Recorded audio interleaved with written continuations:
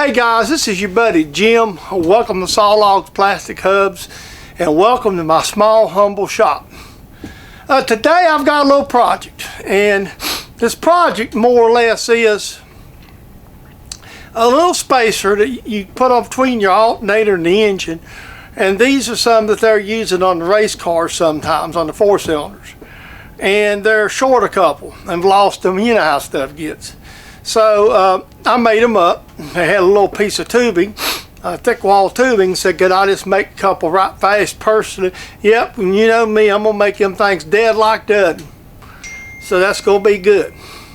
So, no further ado, get your dog, your cat, your children, your friends, get them around the widescreen and watch me sling this little bit of simple steel job for you.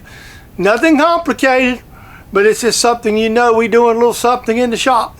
Another one of them racing components, as I say. Have a great day. Okay, today's project is a really simple job. I need to make two spacers like this aluminum spacer out of this piece of steel tubing. This isn't nothing but like an alternator spacer, and we just can't get a hold of them. So I'm going to knock this out today, and this is from my friend Tug Truitt over at Truitt Race Cars for their 4-cylinder car. Of course, you know that Tug and Truitt Race Cars is helping us with our Thunder Bomber, so it's sort of a reciprocal deal here. And actually one of these will probably go, I think this one actually belongs to another racer that I made some nuts for, so we'll have spares. So I think this actually belongs to another local racer named Jerry Oliver. So we're going to get this kind of done today, and you're going to come along for the ride. Okay, the first step in anything is obviously, see, this has been sawed off all kind of different ways, crookeder than the old saying, a dog's hind leg. So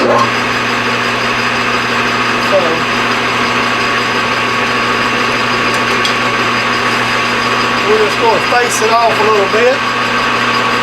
I'm going to take a little light cut to see where I'm at.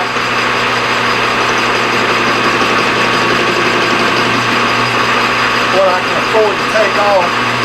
So this one here is this is the edge that I got from them, so it's the crookedest edge.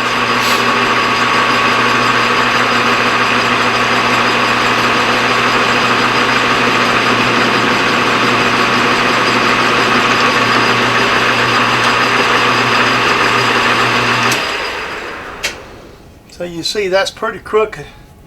And the best thing I always know to do with something crooked like this is just to try to get a cut. Go ahead and touch it with the lathe and just come by. Hit it again, then work yourselves in just a little bit. Tends to work better.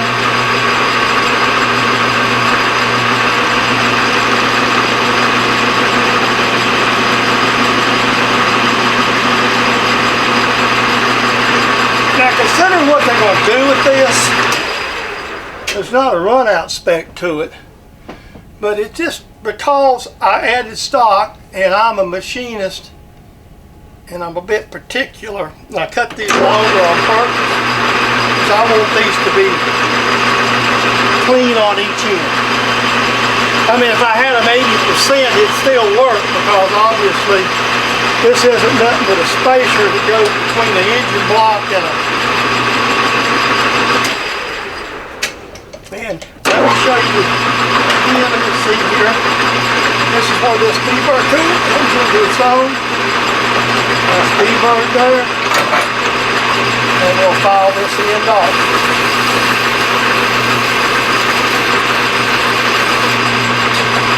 Alright. So that's nice and clean and true and no burrs. Alright, I'm going to face the other one off before we cut the lengths right. Okay, now one thing I don't do is use stops. So what I've done is, I know this side length, I've checked my two lengths, and I've got the need to move it in about 270 thousandths. So you notice I got the indicator sitting here and my stop loose. So what we're going to do is we're just going to go 1, 2, and we're going to go about 240. That should leave us a little stop when we get finished. Then you notice I slid the stop up and just set it. One thing you might want to do is wipe everything off, make sure it's clean. slide the stop back. Now we'll start the facing process. Now, I'll put you back up high again for that. I like to use work stops because it's a lot more convenient and no guessing. And I actually made this in for my lathe because grizzlies don't come with them. So now all I've got to do is just start facing this thing off just like this. And I should have a little extra stock left. I sawed these pretty long on purpose because I knew the saw was real crooked. If I was sawing these out of tubing, I'd probably saw them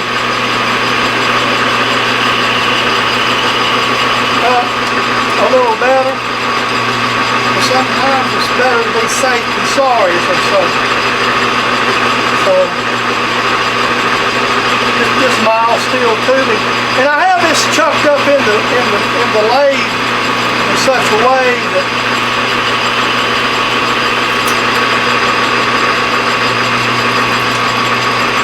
I can stop right now and pull it back, and I can actually check the length. I get my caliper in here in the back and make sure I'm close to where I'm coming to.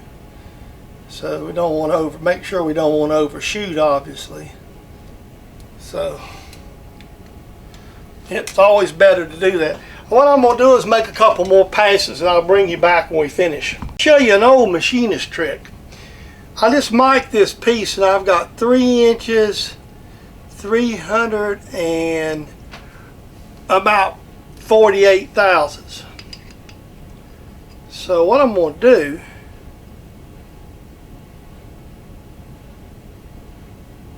so that's 5, that's 10, it's about 15 right there. So I'm getting about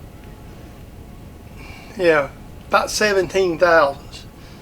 I mean, I don't have to be as exact, but I want to hit this as close as I can. So there's about 1,000ths difference in parallel. So I'm getting about 230 right now. So I'm getting about 48. So I'm getting somewhere around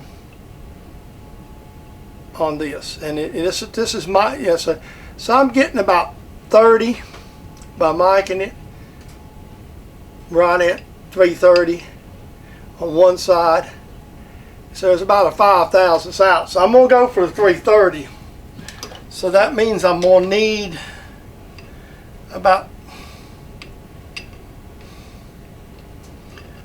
so this is the way you do it. So I'm at about 48.5. So that means I'm going to go about 15 thou from where I touch at right here. We'll set this indicator back up. Move this stop up and put just a little pressure on it, where the stop will slide. I'm going to go about 15 thou and lock it right there, and we're going to cut it. I don't like having it hung out that far, but this isn't a concentration issue. This is more of a, to me it's more of a deal. I'm trying to get a size, so I'm more worried about the size than the concentration, and you'll know the truth about it.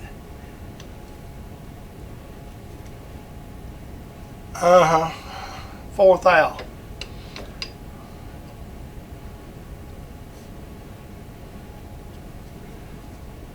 Yep. 3 thou too big. I can deal with 3 thou. Everything's locked.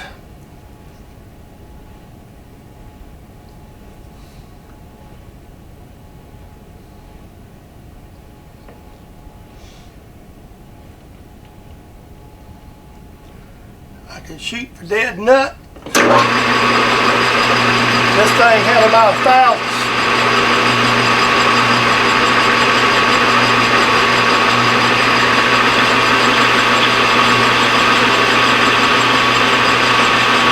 But I want this to be perfect. When it comes to stuff like this, I mean, I could probably be in a couple of thousandths, I'd be good. But I think we'll have it right there. But just to make sure it's the way I want it, this is stuff that needs to be what I consider right.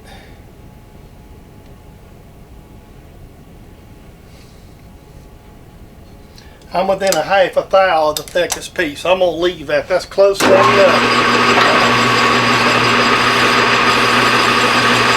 We'll file it.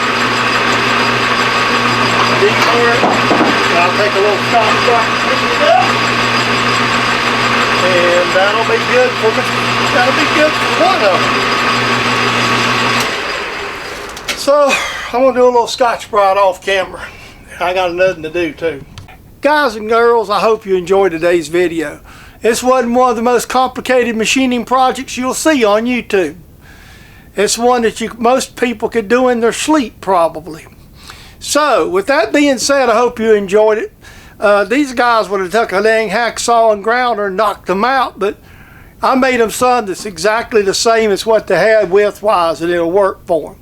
So, that's all that matters. I mean, if they hadn't had the tubing, I'd have grabbed a piece of aluminum and drilled it out for them, but it's not no big deal. So guys, hope you and girls, I hope you enjoyed today's video. Please like, comment, and subscribe. Like I say, like the video, comment if you got something to say, subscribe if you want to be a member of the family. I would really, really appreciate it. With all that being said, you know, if you're just stopping by, paying a visit, thank you for coming by. And if you do, come on by the next time I have a video. We will see you in that next video, and yuns all have a great, wonderful day, please. Thank you.